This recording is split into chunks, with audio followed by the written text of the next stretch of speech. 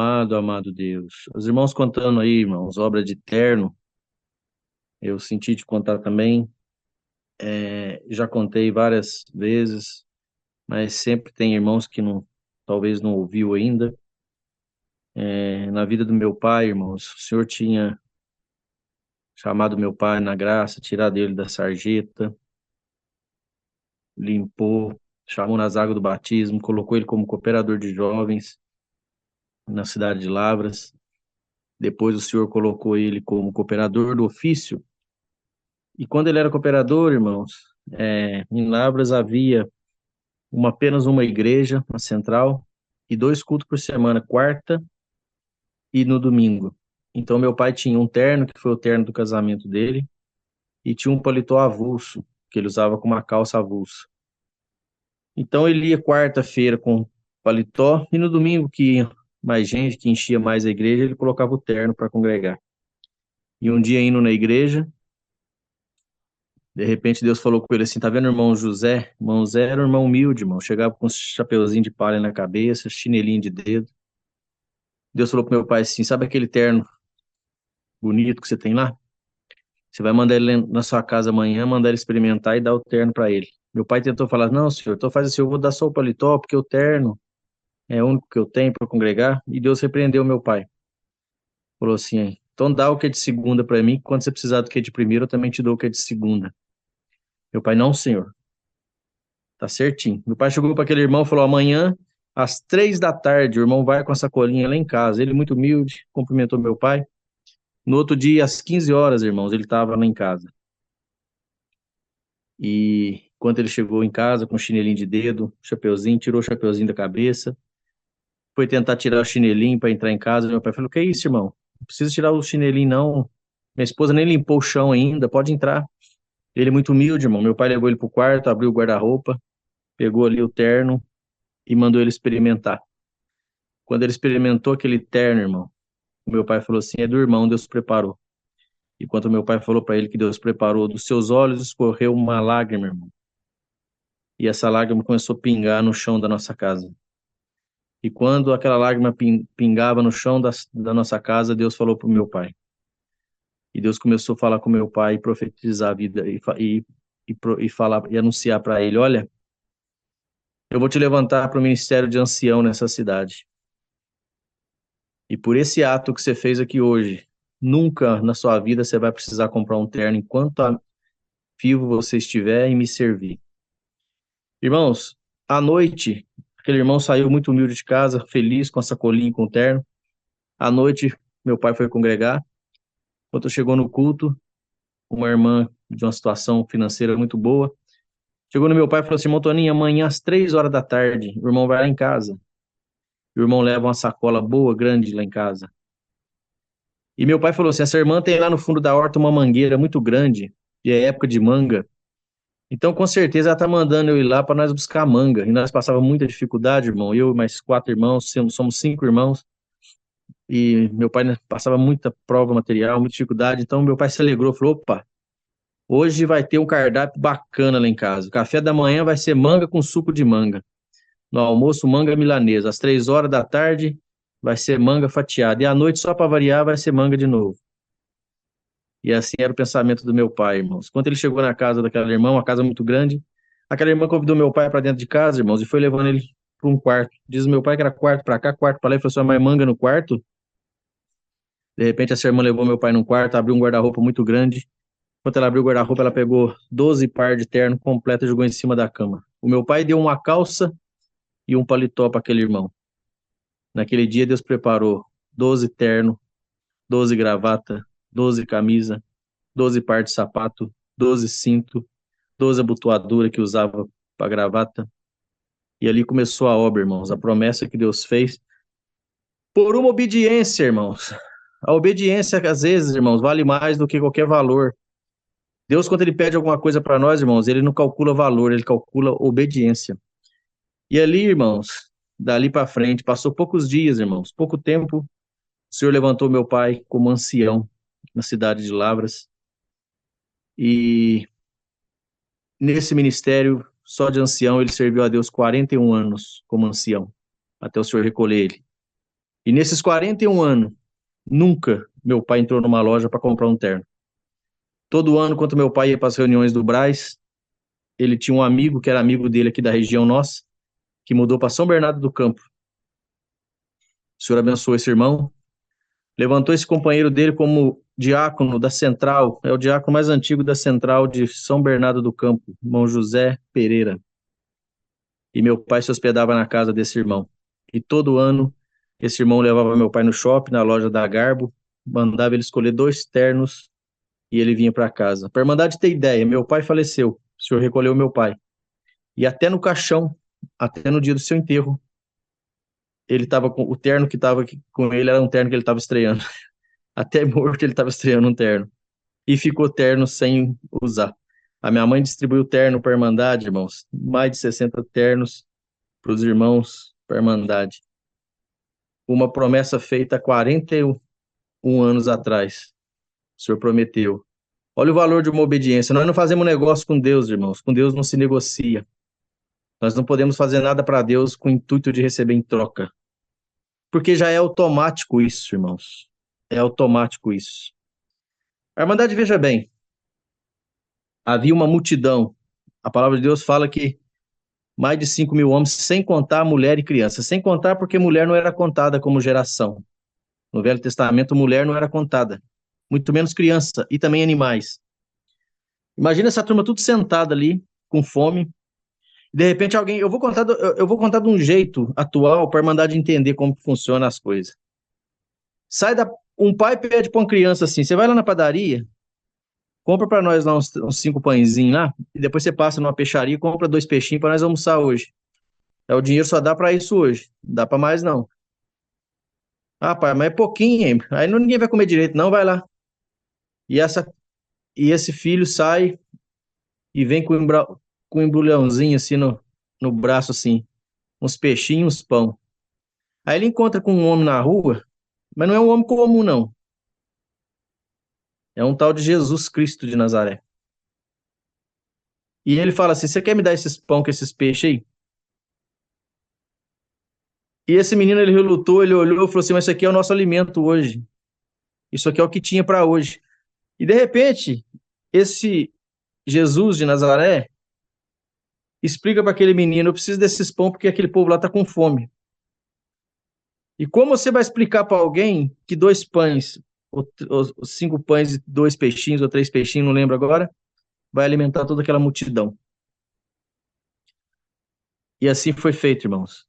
Bem-aventurado é aquele que, ainda que seja a sua necessidade, se o Senhor pedir, não negue. Não negue. Porque nesse pedido de Deus há uma benção para frente. Eu imagino que esse menino levou para casa foi muito mais do que ele entregou na mão do Senhor Jesus lá. Eu imagino que Deus não deixou ele envergonhado. Eu imagino que ele levou para casa muito mais do que ele entregou. E você levará para casa hoje muito mais do que você vem entregar nesse culto. O que você tem aí, irmão?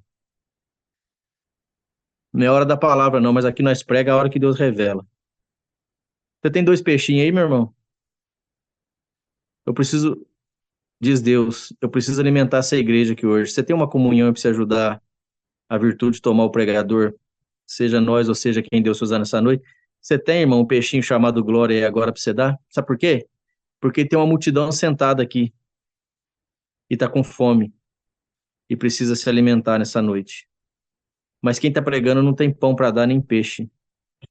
Mas quem está pregando, quem está atendendo, está no nome daquele que multiplica os pães e os peixes. E tem um Espírito Santo que rege isso aqui, que já vai começar a mexer nos corações e vai te mostrar quão importante tu és aqui. Quão importante, se aquele dia não tivesse, irmãos, eu creio que Jesus faria aparecer. Mas aquele dia a obra não era fazer aparecer, era fazer transformar. Porque muitos confundiam muitas das vezes, irmãos. Então, Jesus não tinha poder naquele dia que o vinho acabou na festa de fazer aparecer o vinho, mas ia levantar muitos questionamentos, ia levantar outras crenças, ia levantar algum julgamento diferenciado para Cristo. Ele é especialista em transformar. Jesus tinha poder de naquele dia não precisar pegar daquele moço os pães e os peixes. Ele tinha poder de dar uma ordem e aparecer ali os pães e os peixes. Mas tudo que Cristo fez enquanto aqui ele esteve, irmãos, tudo que Jesus fez enquanto aqui esteve, foi para servir de ensinamento. Jesus passou pouco tempo entre nós, irmãos, na terra, num corpo de carne. Mas ele veio para ensinar a todo momento. Tudo que Cristo fazia era um ensinamento. Era com o intuito de ensinar e deixar um exemplo. E como nesse dia da multiplicação, como no dia da transformação da água em vinho, ele mostrou que ele não precisa, que ele tem poder de transformação. Para hoje nós ter condições de pregar para essa igreja, para dizer que aquilo que não é nada na tua vida, Deus pode fazer virar tudo. Que aquilo que não produz, Deus pode falar que vai produzir.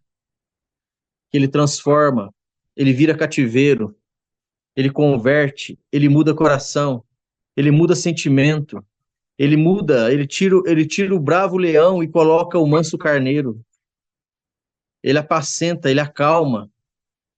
Então, irmãos, esse é o nosso Deus. A obediência vale mais do que qualquer sacrifício. A obediência a Deus, irmão, ninguém nunca perde. Abraão foi obediente quando Deus para ele pediu um filho. A obediência agrada demais a Deus, irmãos. Ninguém perde por ser obediente, por atender um pedido de Deus. Às vezes Deus pede para nós, e sempre vai ser assim, irmão. Sempre Deus vai pedir pouco para te dar muito. Sempre o que Deus vai pedir de nós é algo que nós temos condições de entregar. Então, que nessa noite, por meio desse testemunho, a Irmandade receba essa parte que Deus dá, irmãos. Deus fez essa obra na vida do meu pai e eu acompanhei. Nunca vi meu pai comprar um terno. Nunca vi comprar um terno.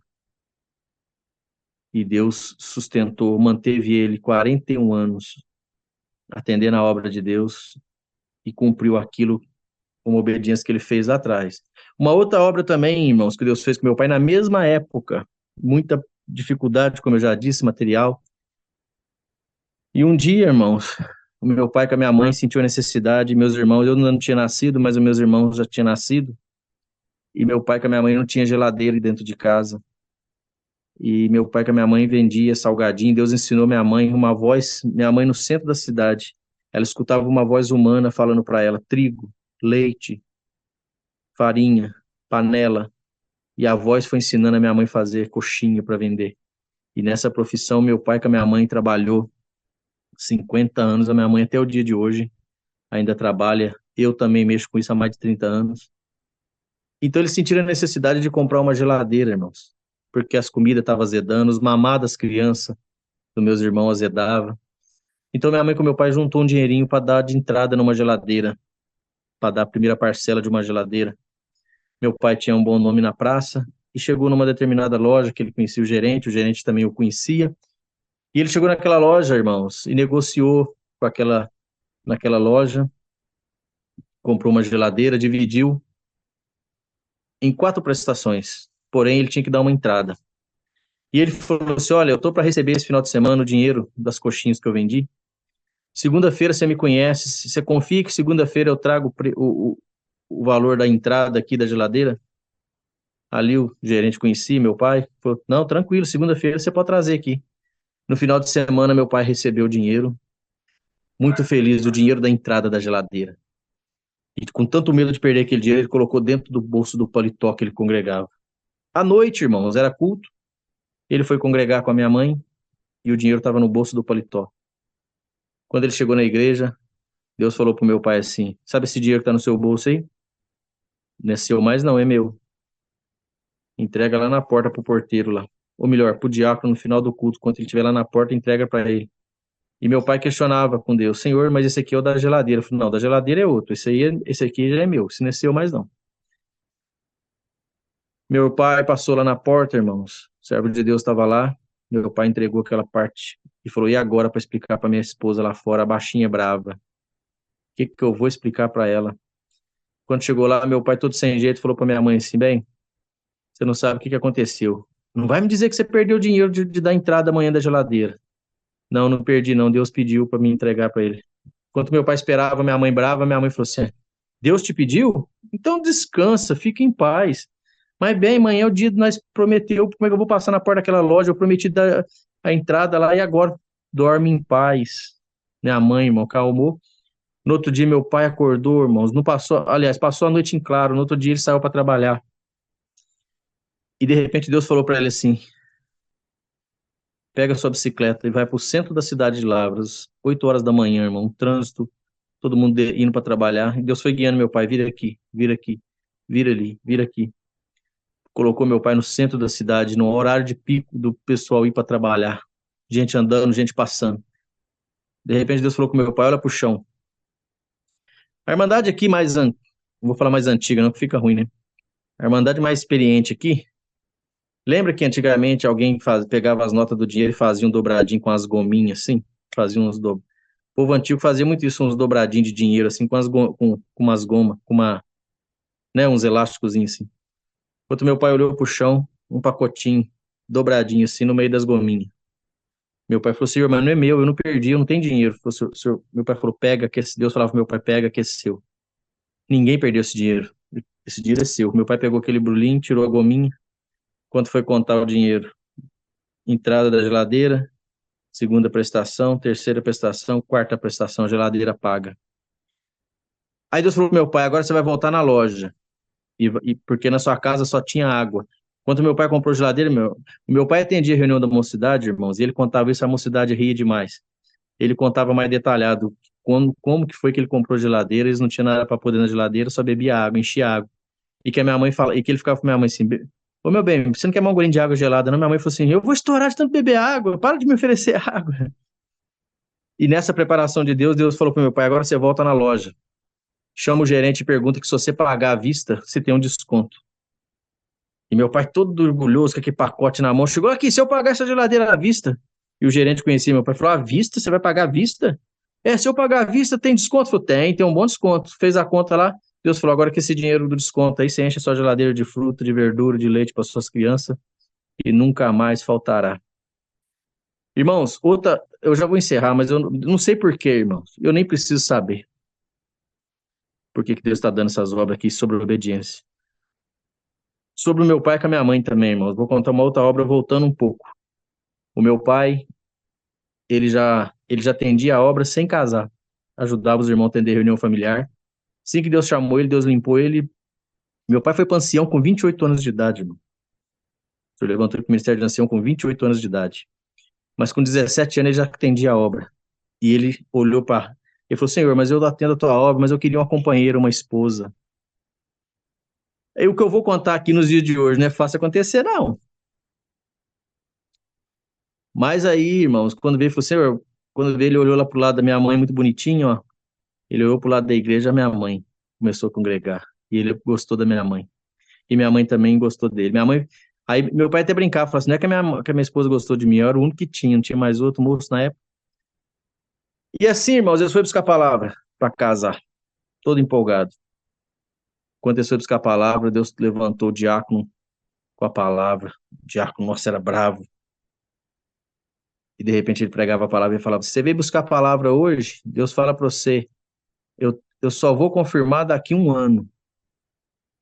Você vai chegar na sua casa, vai marcar na folhinha. Daqui um ano eu falo com você.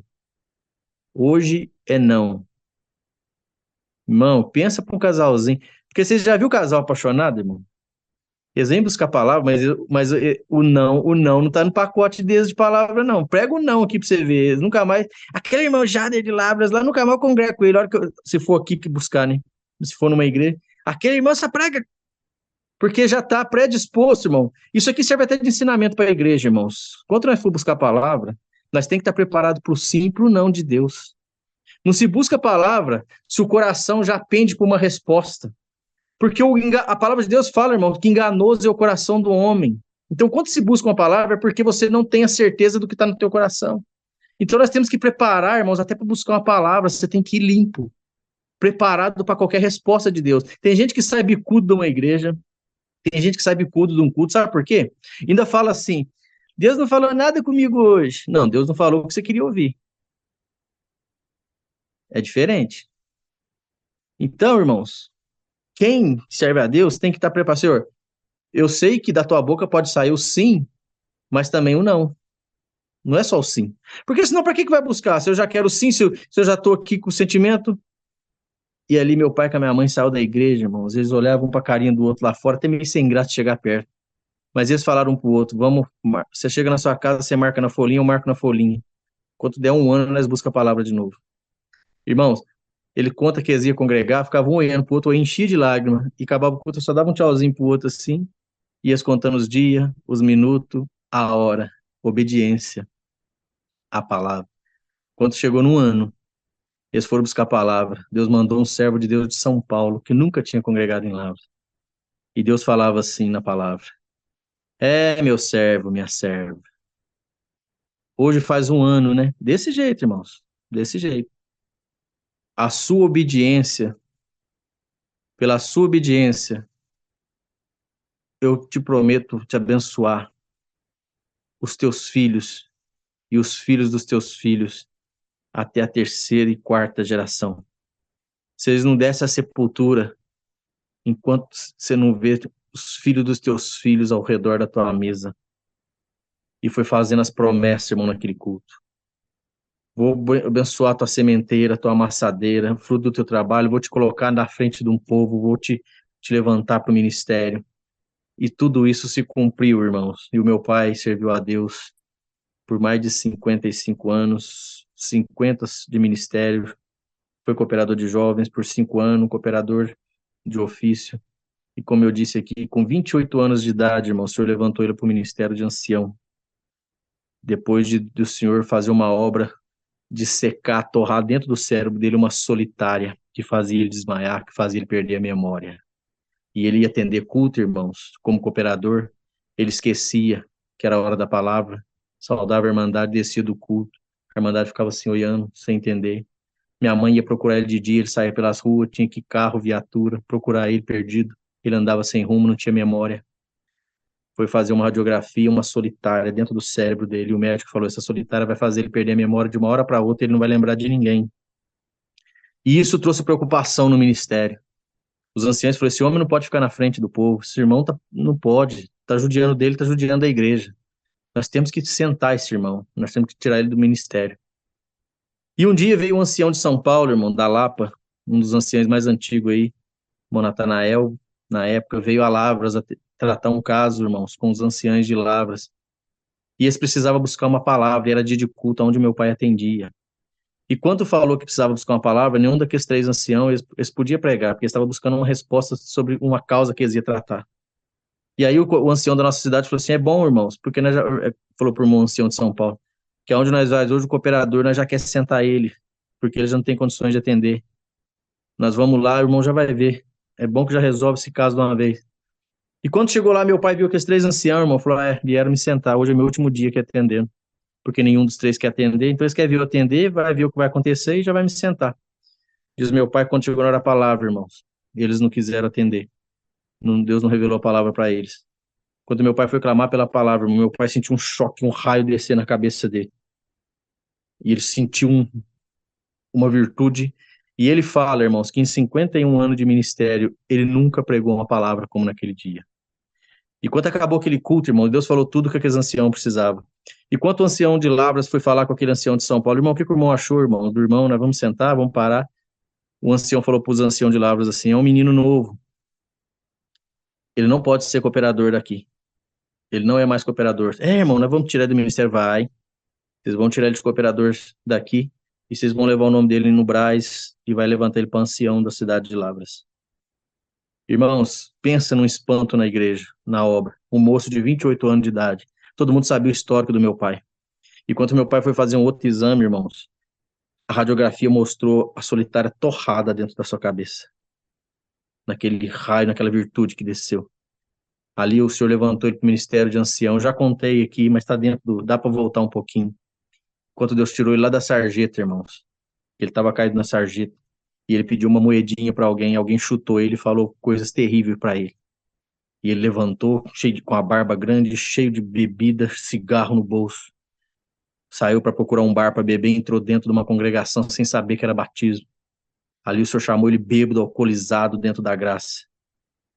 Porque quando Deus quer limpar, irmão, a obra é de Deus. Deus que limpa, uns julga, fala, esse não vai permanecer, esse entrou, esse batizou. Quem somos nós para definir quem batizou por chamado ou por empolgação? Ali ele foi chamado, irmão, batizou, aconteceu lá fora, ele foi tentar acender o cigarro, preocupado.